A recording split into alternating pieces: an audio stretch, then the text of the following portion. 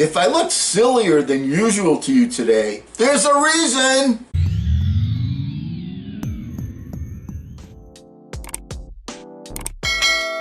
Hello again, everyone. I'm Eli's dad with Project Eli, where we educate, we lead, and we inspire.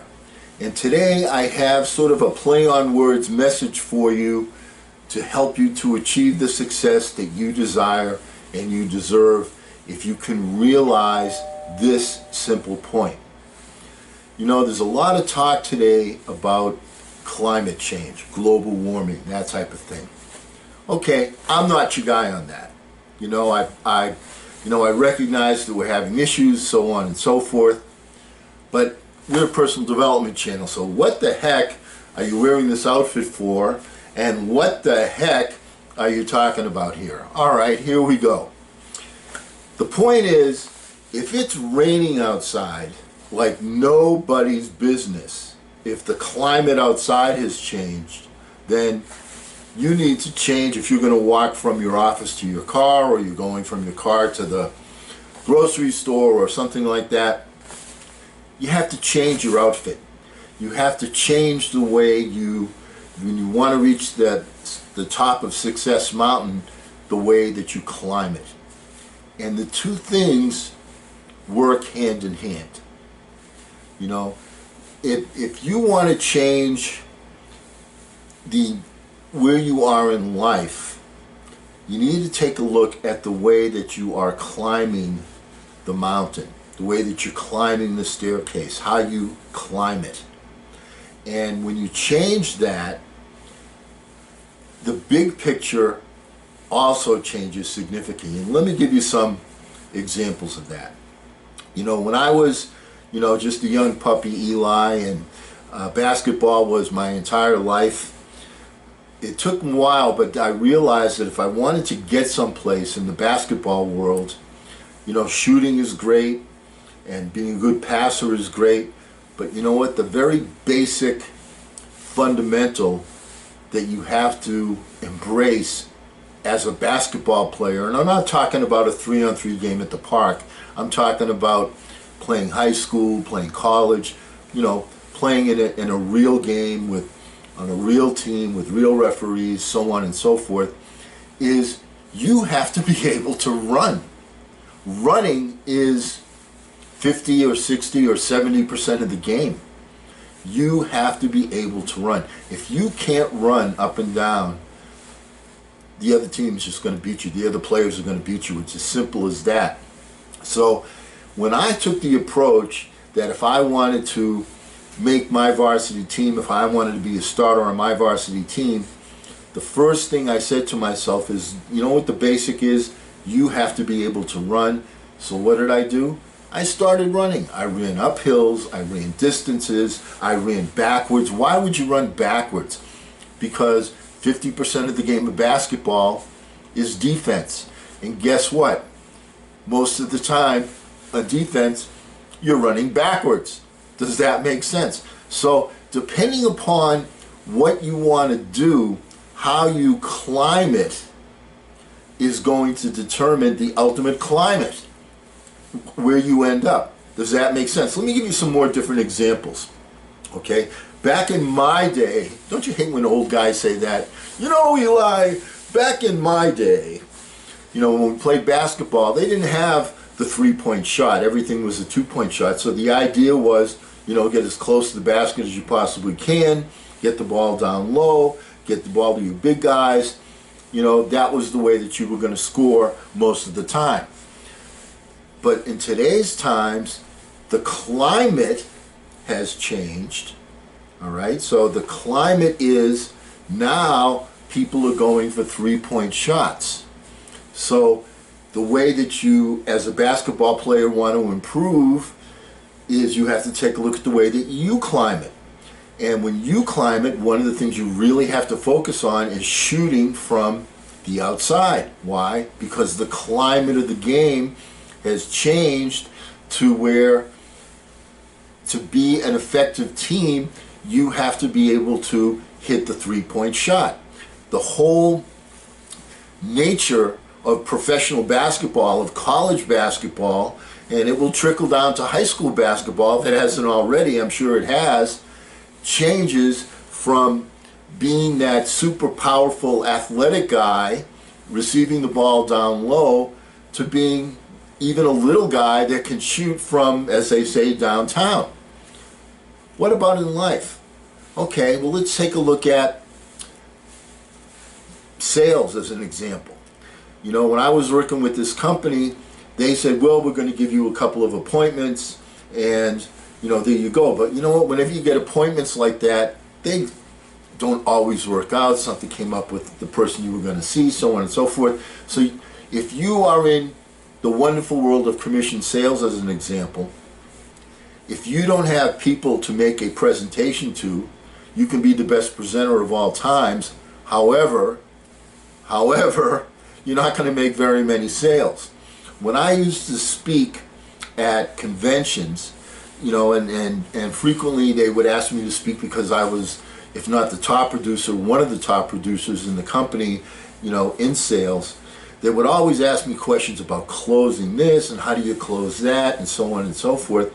And I always would point out to people that you're looking at it the wrong way. The way to look at it is a game of numbers.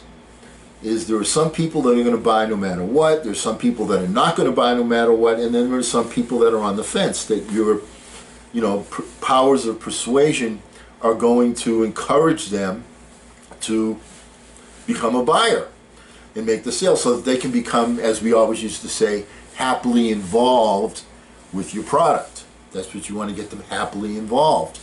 All right?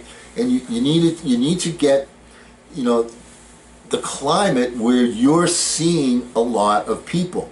And when I would go to these conventions and people would ask me questions like that, I would always point out to them is that I have more people that say no to me in a presentation than you have the number of presentations. What should your focus be? How are you going to climb to be at the top of the sales mountain? To be at the top of the sales mountain, it's very simple. Make more appointments.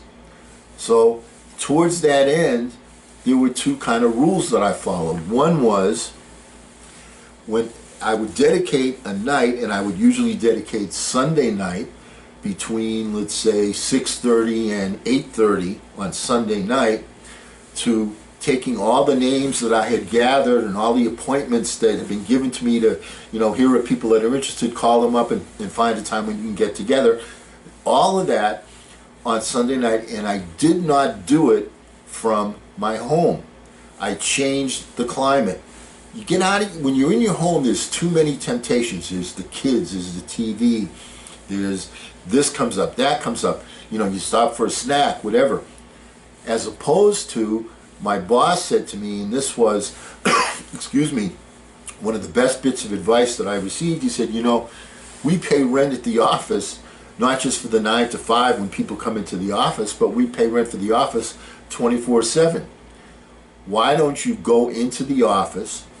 It'll be quiet, there won't be anybody there, you won't be disturbed, and you'll have your focus, there'll be no distractions. When I started to do that, the numbers of my appointments skyrocketed. The way that I decided to climb the mountain and changed my climate, changed my results. That was, and it wasn't insignificant, it was major, and people would look and say, how are you doing that? How are you doing that? How are you seeing so many people? How are you making so many sales? The more presentations you make, the better you become, and the more success you have as a salesperson.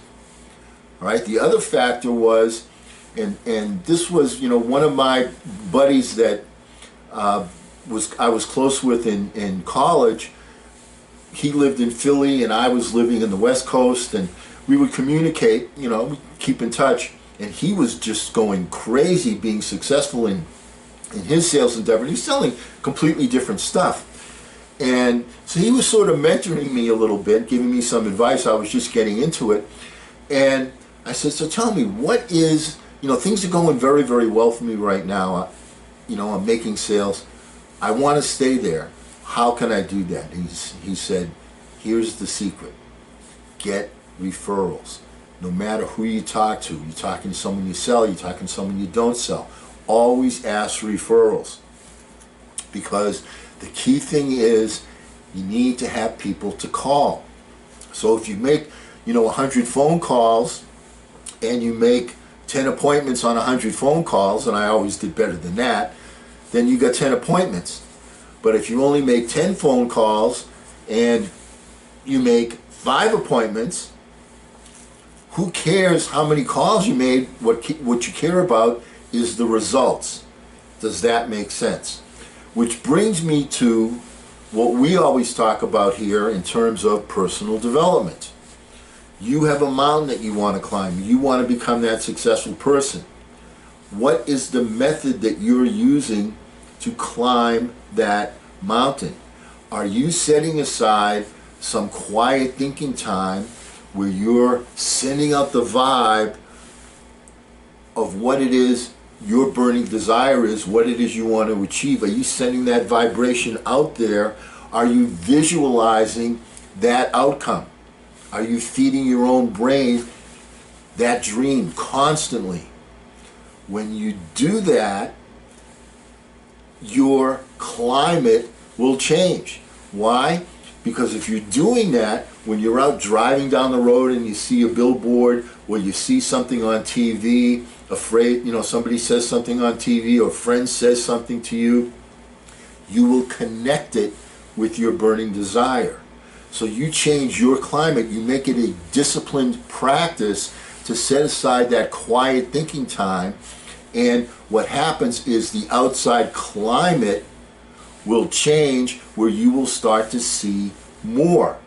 Does that make sense?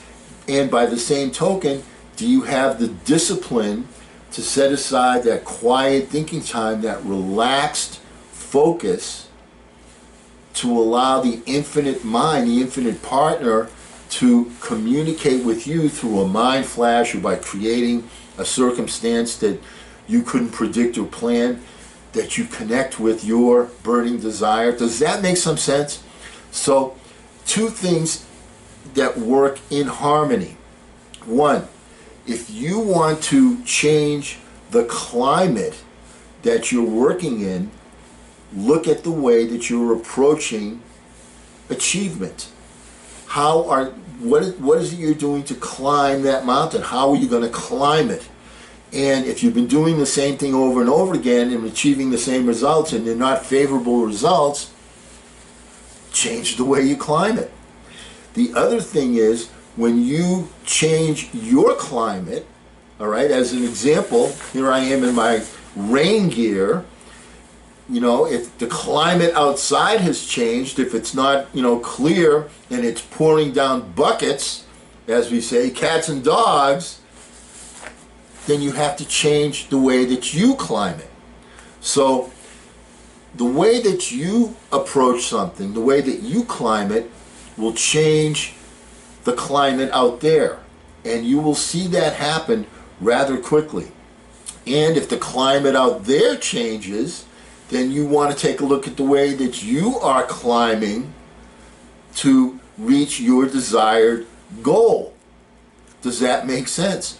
Now, we've just gone through a pandemic, and the way that we would climb it before, going into work, didn't that change? So we had to come up with a new way. The climate out there changed, so we had to come up with a new way to achieve, and did that through Zoom, through computers, so all sorts of different ways, working from home, that type of thing. But the same thing works the other way, because when you change the way that you do things, that changes the game. The game of basketball has changed, and it will change again. Right now, the key thing is, who's the 3-point shooters? Who are the 3-point guys? Steph Curry can change a game now more than, some big guy can. Hits a couple of 3-pointers, boom, the game has changed instantly. Do you follow what I'm saying? So keep that in mind, that the way that you climb it will affect your climate. And the outside climate affects the way that you should choose to climb it to reach the top of Success Mountain. But as always, remember, don't ration the passion, fashion the passion. I'm Eli's dad.